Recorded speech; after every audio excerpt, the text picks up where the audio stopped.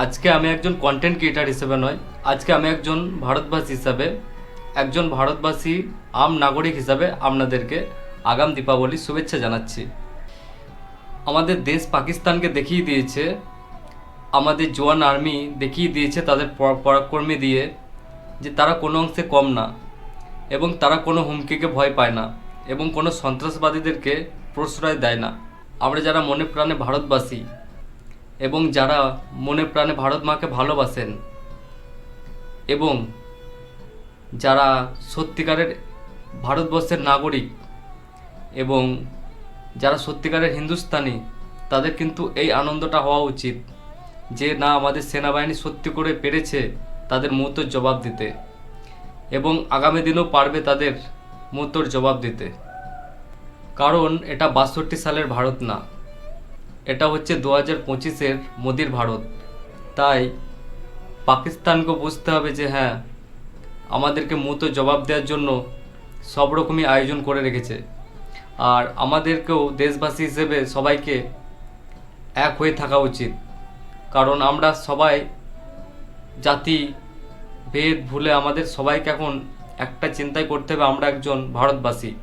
তাই আমাদেরও কিছু কর্তব্য থাকা উচিত, কারণ আমাদের জন্যই সীমান্তে সেনাবাহিনীরা ২৪ ঘন্টা কিন্তু যুদ্ধ করে চলেছে দুর্যোগ প্রাকৃতির সঙ্গে এবং সেনাবাহিনীর সঙ্গে যুদ্ধ করে। তাই আমাদেরকে বিদ্বেষ জাতিভেদ ভুলে কিন্তু একটাই লক্ষ্য রাখা উচিত যে আমরা ১৪৫ কোটি ভারতবাসী কিন্তু সবাই ভারতবাসী, ভারত মায়ের সন্তান। তাই আমাদের এক হয়ে লড়তে হবে যে হ্যাঁ, আমরা ভারতবাসী, আমরা পারি। সেই হিসেবে আমাদের বিদ্বেষ ছড়ানো উচিত না, আমাদের একটাই কর্তব্য যে আমরা ভারতবাসী।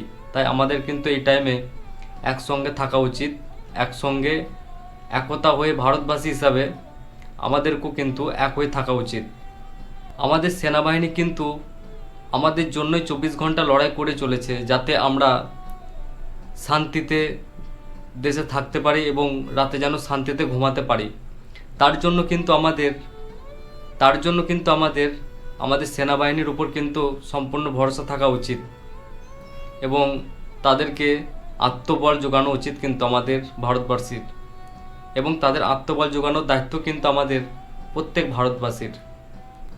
তারাও কিন্তু কোনো না কোনো মায়ের সন্তান, তারাও কিন্তু কোনো না কোনো সন্তানের পিতা, এবং তাদের বাড়ির লোকও কিন্তু এবং তাদের মাতা পিতাও কিন্তু ভয়ে আছে যে আমাদের সন্তান বাড়ি ফিরবে তো এবং আমার বাবা ফিরবে তো।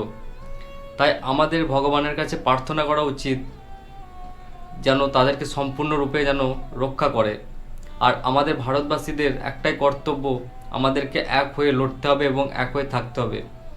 তাই একটা কথাই বলবো যে আমরা ভারতবাসী। জয় হিন্দ, জয় ভারত, বন্দে মাতরম।